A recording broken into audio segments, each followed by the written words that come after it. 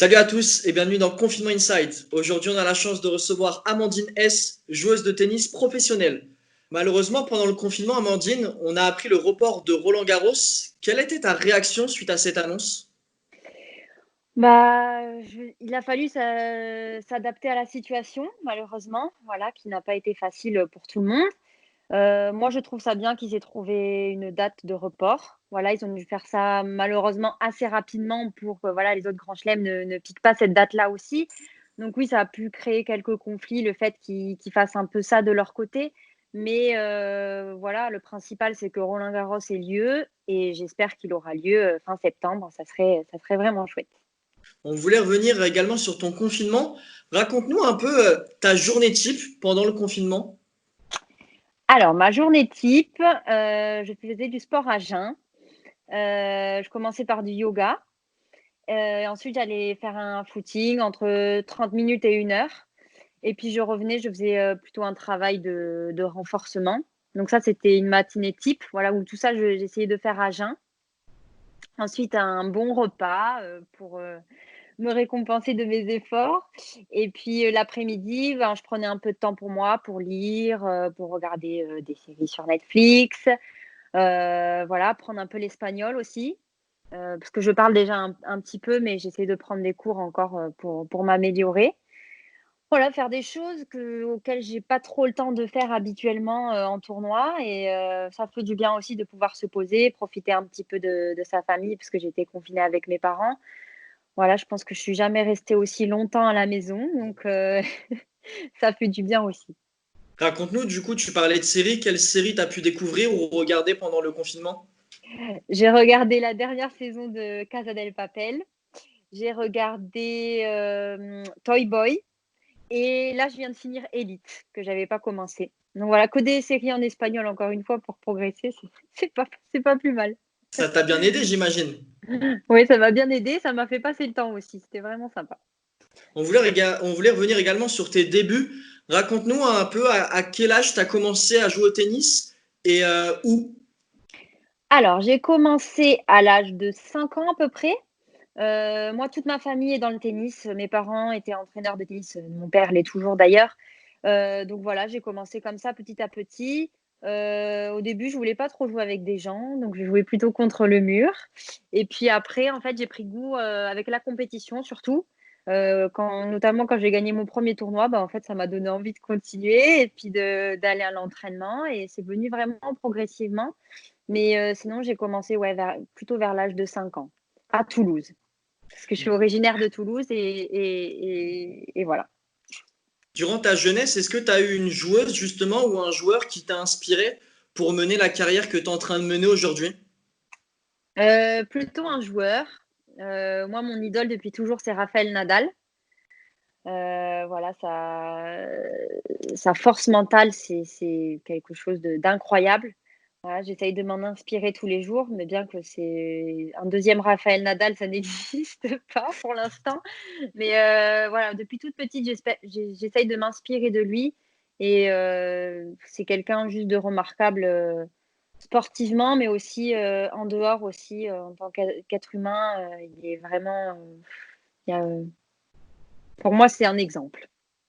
Toi qui as eu la chance justement de participer à Roland Garros, est-ce que tu as eu cet honneur de pouvoir le rencontrer?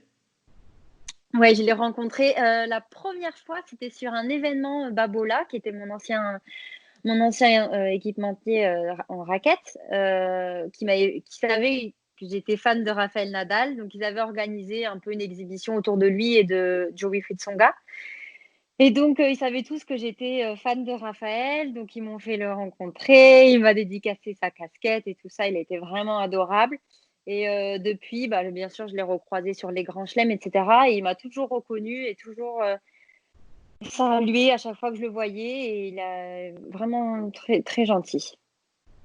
Quel souvenir justement tu gardes de cette première rencontre avec lui? Bah, j'avais les étoiles plein les yeux, hein. C'était, un rêve qui se réalisait. Je le regardais à la télé depuis toute petite et là, de le voir en face de moi, qui me donne sa casquette et cetera, voilà, c'était un rêve d'enfant. On, on parle justement souvent de ces routines de Nadal justement avec ses bouteilles. Est-ce que Oui. toi aussi, avant et pendant les matchs? Tu as cette fameuse routine? Non, j'en ai pas assez justement. Il faudrait que je m'en crée pour voilà, je pense que c'est très important pour éviter toutes ces pensées un peu parasites qu'on a durant les matchs. Donc vraiment un travail sur ça, c'est important. Après, être au point de Raphaël, c'est compliqué, j'avoue, avec tous les rituels qu'il a. Mais je pense que oui, d'ailleurs tous les joueurs ont des rituels et ont des rituels. Donc je Ouais. pense que c'est important pour pas rentrer dans cette spirale un peu négative qui peut nous rattraper par moments en match. Et voilà, lui, je pense que ça l'aide à être vraiment structuré du début à la fin et à garder sa concentration. Et bah, si ça l'aide, pourquoi pas, hein. On parlait de Roland Garros tout à l'heure. Quel est le meilleur souvenir pour toi que tu as pu avoir justement aux internationaux de France? Donc moi, j'ai commencé ma première fois Roland Garros, c'était en junior, où j'ai joué les juniors. Mais mon plus beau souvenir, c'était quand j'ai passé mon premier tour en tableau final, en 2015, il me semble que c'était ça, ouais, 2015. Voilà, le fait d'avoir, toute sa famille, à ses côtés, parce que bon, la plupart du temps à l'année, on est tout seul. De pouvoir partager ça avec tous ses proches, c'était quelque chose vraiment de très émouvant et que j'oublierai jamais. Voilà, j'espère que ça se reproduira le plus vite possible, hein, parce que 2015, il est temps de recommencer. Mais ouais, c'est de pouvoir partager ça aussi avec le public français, c'est vraiment quelque chose de spécial et c'est pour ça qu'on adore jouer à Roland-Garros en face de nos supporters à Roland-Garros. Pour nous, les Français, c'est quelque chose de très spécial. Justement, que représente Roland Garros à tes yeux? Roland-Garros, ça représente un rêve, pareil, un rêve d'enfant, de pouvoir jouer en face de ce public, avec cette ambiance qui est vraiment spéciale à Roland-Garros. Après avoir joué les 4 grands chelems, l'ambiance à Roland-Garros est pour moi la plus conviviale parce que voilà, déjà c'est un peu plus petit que les autres grands chelems. Donc on est vraiment plus proche du public, plus proche de tout le monde. Voilà, et puis comme je l'ai dit, d'avoir nos supporters français, c'est une grande chance pour nous, et nos proches qui peuvent venir nous voir aussi. Donc, ouais, ce tournoi, il reste très, très particulier. Après, voilà, à nous les Français de l'aborder encore mieux et de réussir à mettre toutes les chances de notre côté pour réussir à jouer encore mieux sur notre terre.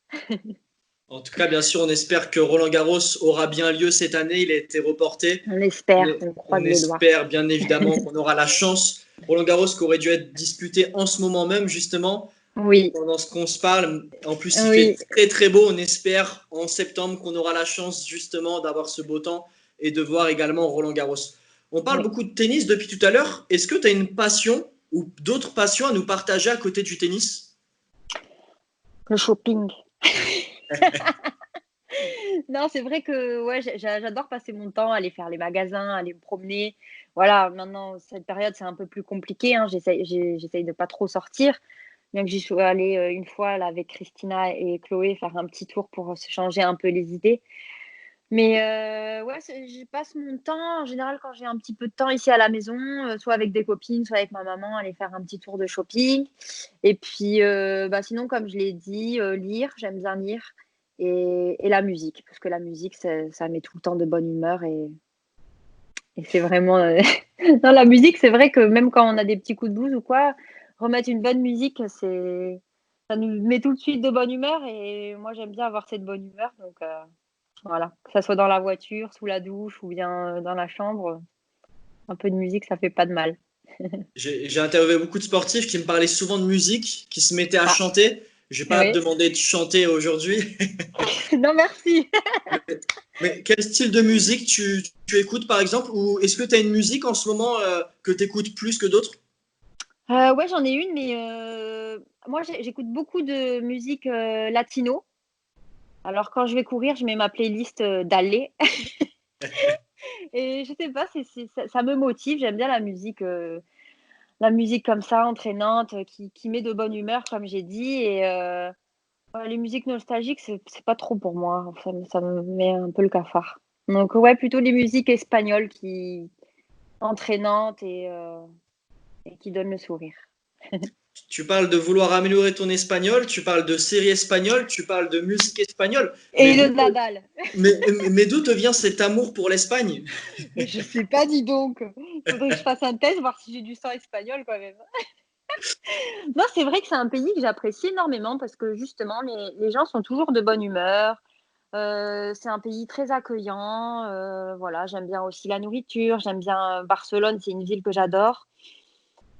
Je sais pas, j'ai toujours été attirée par ce pays-là.